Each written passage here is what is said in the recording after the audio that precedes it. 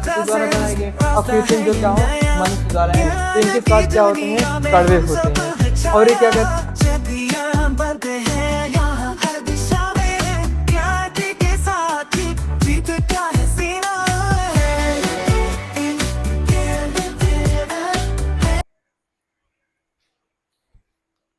Hello दोस्तों, मैं आ चुका हूँ एक नए वीडियो के साथ। अपने क्लास 10 के जो हिंदी मीडियम के बच्चे यूपी बोर्ड एग्जाम की तैयारी कर रहे हैं या फिर किसी कंपटीशन एग्जाम की तैयारी कर रहे हैं, उन बच्चों के लिए मैं आ चुका हूँ अपने एक नए लेक्चर नए वीडियो के साथ, जो कि केमिस्ट्री का ये चैप्टर आज हम पढ़ेंगे, वो भी दूसरा चैप्टर।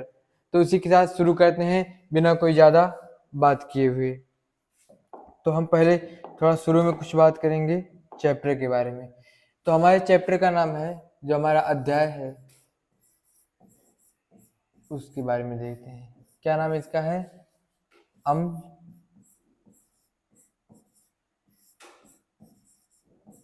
क्षार एवं लवण। ये जो चैप्टर हमारा है, ये हमारे जिंदगी में, हमारी रोज की लाइफ में बहुत ज़्यादा उपयोग है। चाहे हम खाने के रूप में उसका उपयोग करें या फिर दवा के रूप में उपयोग करें, तो आप समझ गए होंगे कि कितना हमारे जीवन में इस चैप्टर का हमारे जीवन में कितना बड़ा महत्व है। आप इस चीज़ का रोज उपयोग भी करते हैं, चाहे वह खाने के रूप में हो या फिर दवा के रूप में हो। तो इस चैप्टर का हम एनसीईआरटी बेस्ड जो क्वेश्चन बनेंगे, एनसीईआरटी इसी के क्वेश्चंस होंगे, इसी के सब कुछ एक एक टॉपिक होंगे, और बहुत ही इम्पोर्टेंट चैप्टर भी है, इसको आईएमपी मान। ठीक है, तो इसी चैप्टर को हम पूरे कंसेप्ट के साथ, पूरे बेसिक से लेकर के जो भी हाई लेवल इस चैप्टर का होगा उसको लेकर के चलेंगे, और बहुत ही अच्छे अंदाज में और बहुत ही बेहतर तरीके से पढ़ेंगे, जो कि एक एक पॉइंट आपको समझ में आए। तो हम शुरू करते हैं इसी के साथ। हमारा अम्ल क्या होता है इसके बारे में देखते हैं। अम्ल किसे कहते हैं? तो हमारा क्या पहला टॉपिक है, अम्ल। तो इसको हम देखते हैं अम्ल क्या होता है। यानी इसे देखिए, अम्ल उसे कहते हैं जो क्या हो, स्वाद में खट्टा हो। क्या हो? जो स्वाद में कैसा हो? स्वाद में खट्टा हो, खट्टा हो। ठीक, जो स्वाद में खट्टा हो उसे क्या कहेंगे, अम्ल कहते हैं। और ये क्या करता है, जलीय विलयन में, जब इसको जल में घोलते हैं तो क्या करता है, जलीय विलयन में H+ आयन देता है, क्या करता है, देता है। ठीक, H+ आयन देता है। क्या करेंगे, जब हम अम्ल को जल में घोलेंगे तो क्या करेंगे, H+ आयन उसमें से निकलेगा। और थर्ड पॉइंट क्या हमारा है, ये नीले लिटमस पेपर को, नीले लिटमस एक पेपर होता है लिटमस पेपर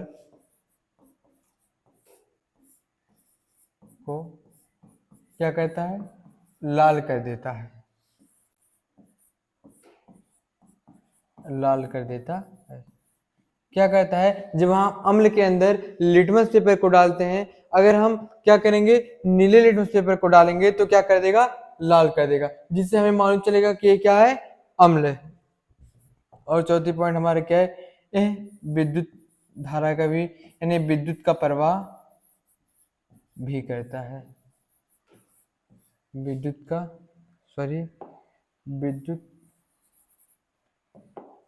का प्रवाह करता है। मतलब इसमें विद्युत धारा प्रवाहित की जाती है, ये विद्युत का प्रवाह भी करता है, मतलब होता है बहना, प्रवाह करता है। अब उदाहरण में देखेंगे, जैसे कि उदाहरण में क्या है हमारा, समझने की कोशिश करेंगे। जैसे कि हमारे पास है HCl, H2SO4, HNO3,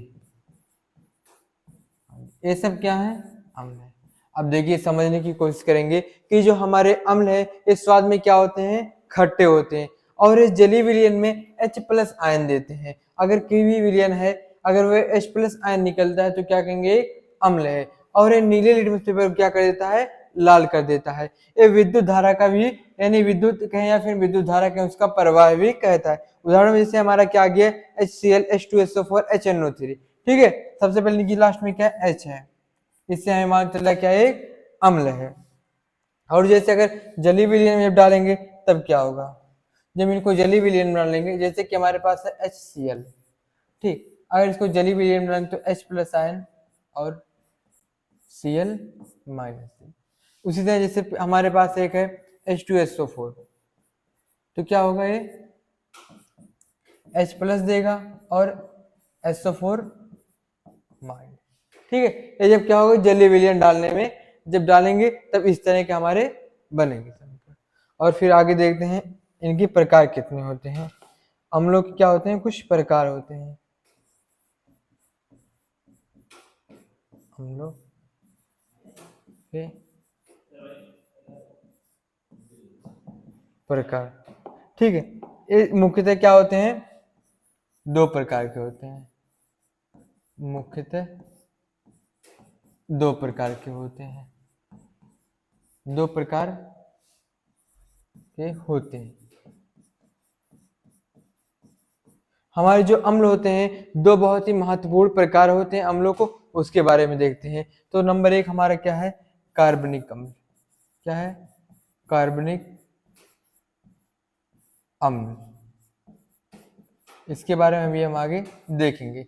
और दूसरा हमारा क्या है, खनिज अम्ल, खनिज अम्ल। ठीक, अब देखिए कार्बनिक अम्ल क्या होता है, इसके बारे में देखते हैं। क्या हमारा है, कार्बनिक अम्ल, कार्बनिक अम्ल।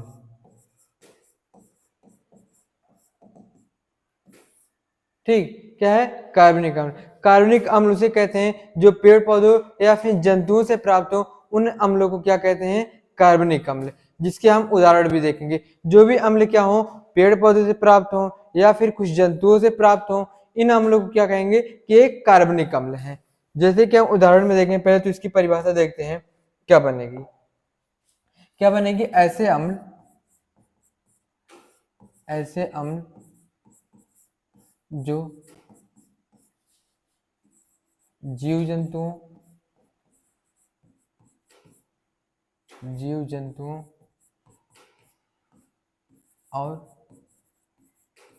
और क्या हो, पेड़ पौधों से प्राप्त हो, पेड़ पौधों से प्राप्त हो, उसे कार्बनिक अम्ल कहते हैं। क्या कहते हैं, कार्बनिक अम्ल। ठीक, हम कहते हैं क्या हो, जो अम्ल जीव जंतु से प्राप्त हो या फिर क्या हो, पेड़ पौधे से प्राप्त हो, इन अम्लों को क्या कहेंगे, कार्बनिक अम्ल। जैसे कि हम उदाहरण में देखते हैं, हमारे पास सिरका है, इसे आप विनेगर भी कहते हैं। विनेगर उसे कहते हैं जब आप चाउमीन या फिर गोलगप्पे खाने जाते हैं, चाउमीन के अंदर जो काले रंग की एक लिक्विड होती है उसको डालते हैं, मुझे क्या कहते हैं, सिरका या विनेगर। तो इसे कहते हैं एसिटिक अम्ल, एसिटिक अम्ल, एसिटिक अम्ल। ठीक, थोड़ा इसको चेंज कर ले। तो विनेगर आपको याद रहेगा, अगर आप चाउमीन खाने जाते होंगे तो आपको याद ही आता हो, जो काले कलर की लिक्विड होती है उसी को सिरका या फिर विनेगर कहते हैं। ठीक है, क्या कहते हैं, सिरका। तो ऐसे के लिए सिरका।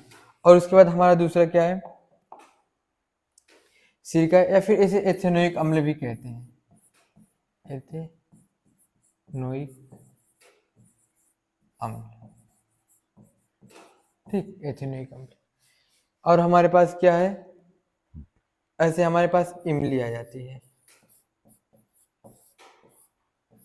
इसमें क्या होता है, टार्टरिक अम्ल।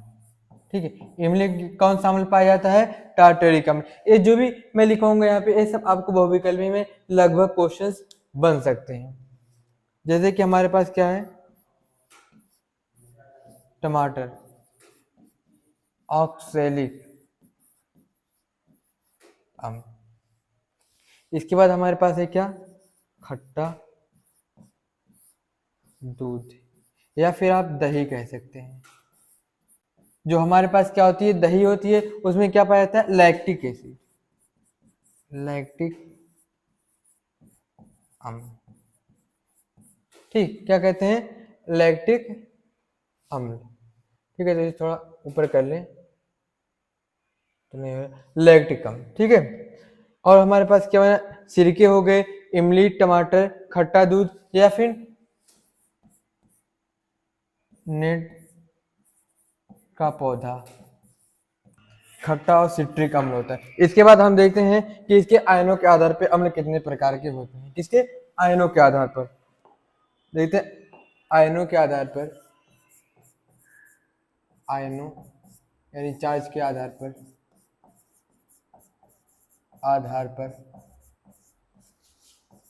अम्लों के प्रकार, अम्लों के, ठीक। आयनों के आधार पर अम्ल क्या होते हैं, मुख्यतः दो प्रकार के होते हैं। क्या होते हैं, दो प्रकार के, दो प्रकार के होते, ठीक। आयनों के आधार पर क्या होते हैं, मुख्यतः दो प्रकार के होते हैं। तो नंबर एक देते हैं, क्या होता है, परबल अम्ल। तो आप लोगों ने सुना होगा परबल अम्ल के बारे में। क्या होता है, परबल अम्ल, परबल अम्ल। ठीक, ये जो परबल अम्ल होता है, ये क्या होता है कि जब ये जली विलयन में इसे डाला जाता है तो बहुत ही अधिक मात्रा में H+ आयन देता है। क्या कहता है, जब इसको जली विलयन में डाला जाता है, जली विलयन में घोलने पर, या फिर घोलने पर अधिक मात्रा में, क्या कहता है, अधिक मात्रा में H+ आयन देता। ठीक, आपको समझ में आएगा कि जब क्या होता है, जब कोई ऐसा अम्ल हो जिसको जली विलयन में डाला जाए, बहुत ही ज्यादा मात्रा में, यानी बहुत ही अधिक मात्रा में क्या करे, H+ आयन दे, उसे क्या कहते हैं, परबल अम्ल। जैसे कि हमारे पास उदाहरण भी कुछ है।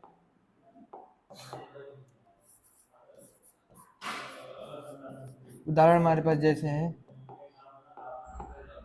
H2SO4, HCl, HNO3, ये सब क्या है, परबल अम्ल है। बहुत ही क्या हो, ये ज्यादा मात्रा में क्या कहते हैं, H+ आयन देते हैं। ठीक, और दूसरा हमारा क्या है, उसको देखते हैं। दूसरा हमारा है दुर्बल अम्ल। क्या है, दुर्बल अम्ल। ठीक, क्या है, दुर्बल अम्ल। अब इसके बारे में देखते हैं कि ऐसे अम्ल जो क्या हो, जली विलयन में डालने पे बहुत ही कम मात्रा में H+ आयन दे, उन्हें क्या कहते हैं, दुर्बल अम्ल। जैसे कि क्या कह रहा है कि ऐसे कुछ अम्ल होते हैं जिनको क्या करें, ऐसे अम्ल, ऐसे अम्ल जो जली विलयन, विलयन, जली विलयन में डालने पर, डालने पर कम मात्रा में, कम मात्रा में H+ आयन दे, आयन दे, उसे क्या कहते हैं, दुर्बल अम्ल। क्या कुछ ऐसे अम्ल होते हैं जो बहुत अधिक मात्रा में H+ आयन देते हैं, तो उन्हें परबल अम्ल कहते हैं। और जो क्या होते हैं, जो कम मात्रा में H+ आयन देते हैं, उन्हें क्या कहते हैं, दुर्बल अम्ल। जैसे कि हमारे पास उदाहरण इसका भी है। जैसे क्या है, उदाहरण, उदाहरण हमारे पास है,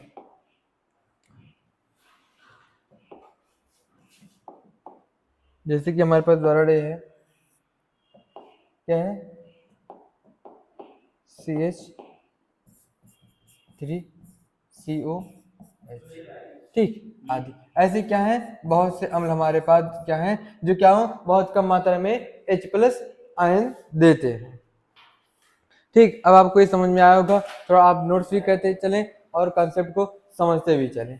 ठीक है, तो इसी के साथ हम और आगे बढ़ते हैं। अब हमारा आ गया दूसरा बहुत ही, इस चैप्टर का मेन टॉपिक क्या है, क्षार। क्या है, क्षार। अब ये क्षार क्या होता है, इसके बारे में देखते हैं। सबसे पहले क्या है क्षार, ये क्या होते हैं, इस स्वाद में कड़वे होते हैं, कड़वे होते हैं, इस स्वाद में क्या होते हैं, कड़वे होते हैं। जो हमारे क्षार होते हैं उनका अगर हम स्वाद चखें, जैसे आप साबुन कभी चखे होंगे गलती से, तो क्या होगा, थोड़ा सी कड़वाहट की तरह उसकी स्वाद आती होगी, तो इनके स्वाद क्या होते हैं, कड़वे होते हैं। और ये क्या कहते हैं, इनका जली विलयन अगर देखा जाए हमें, इनका जली विलयन जो होता है, अगर जल में इनको क्या किया जाए, घोला जाए, तो OH- आयन देते हैं। जैसे कि हमारा जो क्षार अम्ल था वो क्या H+ आयन देता, लेकिन जो हमारा क्षार होता है वो क्या कहता है, OH- आयन देता है। इस जली विलयन में OH-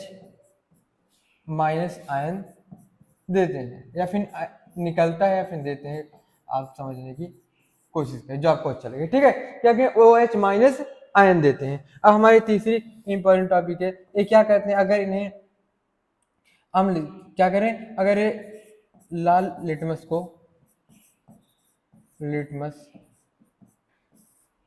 पेपर को क्या कहते हैं, नीला कर देते हैं, नीला कर देते हैं। ठीक है, क्या हो, अगर हम क्षार में लाल लिटमस डाल रहे हैं तो अगर नीला हो जा रहा है तो इससे हमें मान चल रहा है कि क्या है, क्षार है। ठीक है, तो कह रहे हैं लाल लिटमस पेपर को ये करते हैं, नीला कर देते हैं। और क्या कहते हैं, ये भी विद्युत का प्रवाह कहते हैं, विद्युत का प्रवाह कहते हैं। ठीक है, क्या था हमारे टॉपिक, इस स्वाद में तो कड़वे होते हैं, और क्या होते हैं, जली विलयन में OH- देते हैं, और ये क्या करते हैं, लाल लिटमस पेपर क्या करते हैं, नीला कर देते हैं, और विद्युत का भी प्रवाह करते हैं। अब जैसे इसके हमारे पास कुछ एग्जाम्पल भी हैं, उदाहरण हमारा क्या हो जाएगा इसका,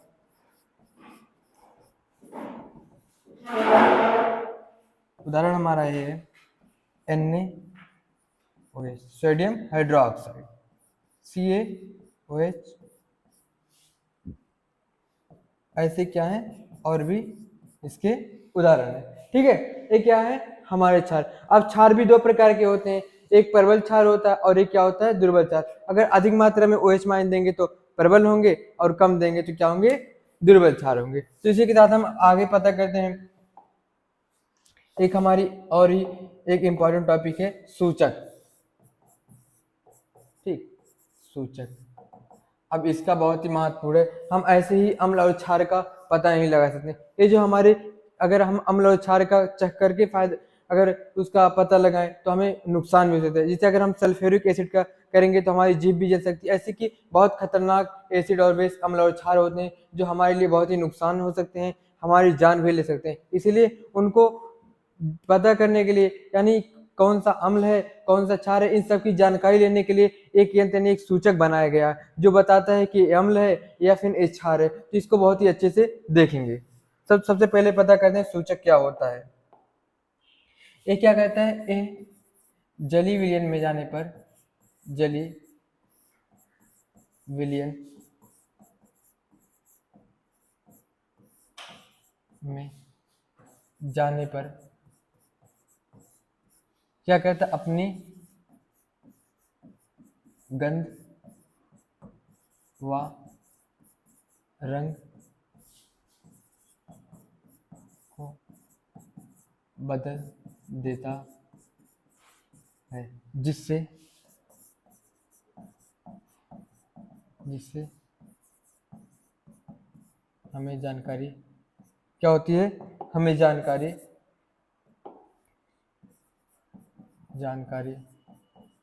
प्राप्त होती है कि अम्ल है या फिर क्षार है, क्षार। ठीक है, चीज क्या है, अगर जब जलीय विलयन में अम्ल या जब जलीय विलयन में इस सूचक को डाला जाता है, इससे क्या अपनी गंध को और रंग को बदलने लगता है, जिससे हमें मालूम चलता है कि अम्ल है या फिर क्षार है। इसके भी कुछ प्रकार होते हैं, जैसे कि इसके सबसे इंपॉर्टेंट है कि 2 प्रकार होते हैं। ये क्या होते हैं, ये मुख्यतः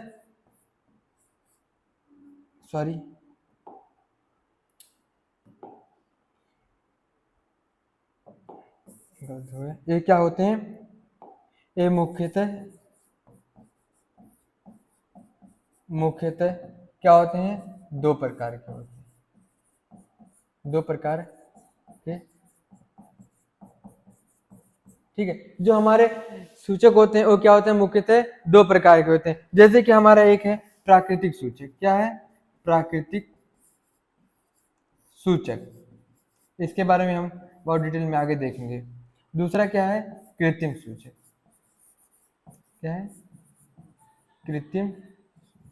एक यहाँ है जो हमारे सूचक हैं, अम्ल और क्षार को बताने का काम करते हैं। इनका भी क्या होता है, प्रकार होता है। कौन कौन से, एक प्राकृतिक सूचक होते हैं और एक क्या होते हैं, कृत्रिम सूचक होते हैं। प्राकृतिक जो नेचुरल प्रकृति द्वारा बनाए गए, और कृत्रिम जो क्या हो, मनुष्य द्वारा यानी मानव द्वारा भी कुछ सूचक बनाए गए हैं। तो इसके बारे में देखते हैं प्राकृतिक सूचक कौन कौन से हैं।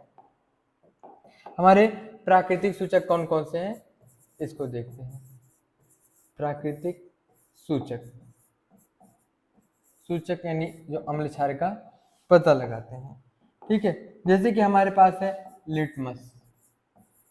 क्या है, लिटमस। और क्या है, हल्दी है। और क्या है, लाल पत्ता गोभी। ठीक, ये क्या हमारे सूचक है जो अम्ल क्षार का पता लगाते हैं। और अब बात करें अगर हम लिटमस पेपर की, हम बात करें अगर लिटमस पेपर की, लिटमस की, तो ये भी क्या होते हैं, 2-3 तरह के होते हैं। जैसे कि हमारे पास अगर ये अम्ल में है, ठीक है, अगर हमारा लिटमस पेपर अम्ल के अंदर है तो क्या करेगा, ये क्या करेगा कि अगर अम्ल के अंदर है तो ये क्या होगा, नीले से लाल हो जाता है। क्या होता है, जब हम लिटमस पेपर को अम्ल के अंदर डालेंगे, अगर वह नीला है तो नीले से लाल हो जाएगा, तो हमें मालूम चलेगा कि यह है अम्ल है। और अगर यही बात आ जाए क्षार की, किसकी, क्षार की, अगर हमारे क्षार की बात आ जाए तो क्या होगा, ये क्या करेगा, लाल से क्या होगा, नीला हो जाएगा, नीला हो जाता है। क्या कह रहा है, अगर हमारा लिटमस पेपर क्या है, क्षार है, सॉरी लाल है, अगर लाल को क्या करेंगे, क्षार में डालेंगे, तो लाल से अगर नीला हो जा रहा है तो क्या हमारा क्षार हो जा रहा है। अगर वहीं पे हम बात करें इसको उदासीन को, जब ना हो अम्ल, ना ही अम्ल हो ना ही क्षार हो, तो क्या हो जाएगा, ये बैगनी रंग का हो जाएगा। किसका, बैगनी रंग का। ठीक है, ये कब होगा, जब ना तो अम्ल हो ना तो अम्ल हो और ना ही क्षार। ठीक, क्या हो, जब हमारा अम्ल सॉरी लिटमस पेपर अम्ल या क्षार दोनों में न डाला जाए तो कैसा रहेगा, बैगनी रंग का रहेगा। ठीक है, किसका रहेगा, बैगनी रंग का रहेगा। कब रहेगा, जब अम्ल में और क्षार दोनों ना हो, कोई और चीज हो, अम्ल या क्षार ना हो, उसमें डाला जाए तो कैसा रहेगा, बैगनी रंग का रहेगा। ठीक, तो फिर हम देखते हैं आगे क्या हमारा हल्दी है, इसके बारे में भी देखते हैं। हल्दी है तो इसको पीले से लिखते हैं, हल्दी। ठीक, अब देखिए ये भी 3 तरह के होते हैं। ठीक, कौन कौन से, अगर हमारा हल्दी अम्ल में है तो किस रंग का होगा, ये लाल होगा। ठीक है, क्या होगा, लाल होगा। और अगर हमारा क्षार में है तो क्या होगा, सॉरी गलती हो गई, क्या होगा, अगर अम्ल के अंदर रहेगा तो कैसा होगा, अगर हमारी हल्दी अम्ल में है तो क्या होगी, पीली रहेगी। ठीक है, कैसी रहेगी, पीली। और अगर वहीं क्षार में जाएगी तो क्या हो जाएगी, लाल हो जाएगी। और वहीं पर अगर उदासीन रहेगी तो कैसी रहेगी? उदासीन। तो कैसी होगी? पीली रहेगी। ठीक है, यानी जब हल्दी को हम क्षार का कैसे मालूम करेंगे? अगर हम हल्दी को क्षार में डालेंगे तो कैसी हो जाएगी? लाल हो जाएगी। अगर लाल हो गई तो क्या हो गया? हमारा क्षार हो गया। और अगर पीली है हल्दी, अगर अम्ल में डालने पे तो पीली ही रही, तो क्या है? अम्ल है। और कुछ नहीं है तब भी पीली ही रहेगी। ठीक, उसके बाद हमारा क्या है? दूसरा, लाल पत्ता गोभी। क्या है? लाल पत्ता गोभी यहाँ है। क्या हमारा अगला है? लाल पत्ता गोभी। ठीक, इसके भी तीन ही उसी प्रकार होंगे। ठीक, अब देखिए क्या है इसका। अगर ये अम्ल में है, ठीक है, अम्ल में है, और यहाँ पे क्या है? क्षार है, और यहाँ पे क्या है? उदासीन। अगर हमारी लाल पत्ता गोभी अम्ल में है तो कैसी रहेगी? लाल ही रहेगी। और अगर वहीं पे क्षार में गई तो क्या हो जाएगी? हरी रहेगी। क्या रहेगा? हरा रहेगा। अगर लाल पत्ते गोभी को क्षार में डालेंगे तो क्या हो जाएगा? हरा हो जाएगा। उदासीन भी क्या होगा? लाल ही रहेगा। ठीक, अब आपको बहुत ही अच्छे से समझ में आया होगा, तो थोड़ा समझने की कोशिश करें।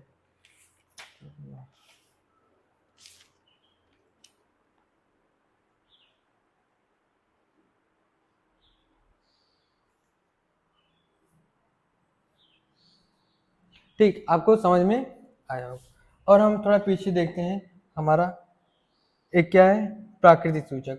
अब हमारा कृत्रिम सूचक। क्या है? कृत्रिम सूचक।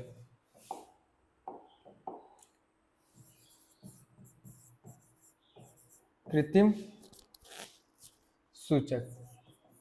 कृत्रिम सूचक का मतलब ये होता है जो मनुष्य द्वारा सूचक बनाए हो। अम्ल या क्षार को पता करने के लिए क्या बनाए हो? मनुष्य द्वारा कुछ सूचक बनाए गए हैं, उसको देखते हैं। क्या है? कृत्रिम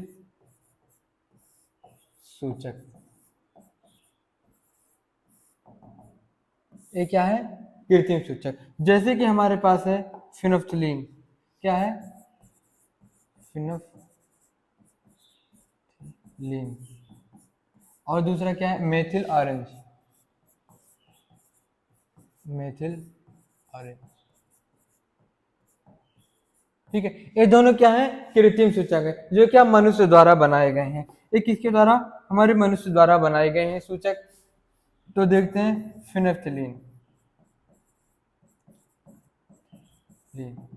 ठीक है, तो फिनोफ्थिलीन क्या होते हैं? इनके भी तीन होते हैं।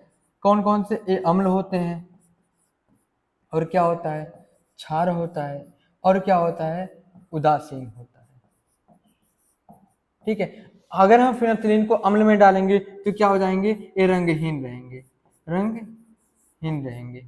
और अगर क्षार में जाएंगे तो क्या हो जाएंगे? पिंक। कैसे हो जाएंगे? पिंक, यानी क्या है? गुलाबी। गुलाबी रंग के हो जाएंगे। कैसे? गुलाबी रंग के। और उदासीन में क्या रहेंगे? रंगहीन। ठीक, कैसे रहेंगे? रंग। ठीक है, कैसे रहेंगे? रंगहीन हो जाएंगे। तो आपको समझ में आया होगा बेसिकली। ठीक, तो समझने की कोशिश पूरी पूरी करें, बहुत ही अच्छे से आपको आएगा समझ में। ठीक, तो हमारा क्या एक मेथिल ऑरेंज है। Methyl orange.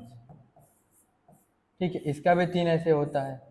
ये क्या होता है? अम्ल होता है, और हमारा क्या एक क्षार होता है, और ये क्या होता है? उदासीन। ठीक है, जो भी सूचक है वो तीन ही तरह के। जैसे कि हमारा अम्ल है तो ये क्या होगा? रंगीन हो जाएगा। और हमारे अगर क्षार है, इसको अगर क्या करेंगे मित्रों, तो अगर क्षार में डालेंगे तो कैसे रहेंगे? लाल हो जाएंगे। और अगर हम उदासीन में डालेंगे तो क्या हो जाएंगे? ये पीला हो जाएंगे। ठीक, जितने भी सूचक हैं वो तीन तरह से गुजरेंगे। अम्ल से गुजरेंगे, क्षार से गुजरेंगे, और उदासीन से। तो इन तीनों के अलग अलग होते हैं। तो सूचक का यही मेन काम है कि अम्ल और क्षार को कैसे पता किए। अगर हम अम्ल और क्षार को चेक करके पसंद कर चेक करेंगे कौन सा अम्ल है कौन सा क्षार, तो हमसे क्या बहुत ही हानिकारक हो सकते हैं हमारे शरीर के लिए, हमारी जान भी जा सकती है, क्योंकि बहुत ही खतरनाक एसिड और बेस दोनों होते हैं, जिन्हें हम चेक करके बहुत ही कम पता कर सकते हैं, जिसके लिए हमें सूचक की बहुत ही आवश्यकता होगी, इसीलिए सूचक बनाया गया है। और हमारा एक और मेन टॉपिक बच रहा है जो तीसरा है, इंपॉर्टेंट है एनसीईआरटी के हिसाब से, क्या है? गंधी सूचक। गंधी सूचक,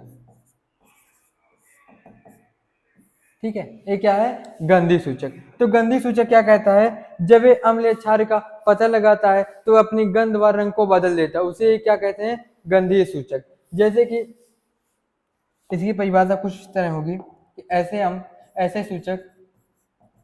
ऐसे सूचक जो अम्ल व क्षार में जाने पर अपनी गंध व रंग को बदल दे उन्हें गंधी सूचक,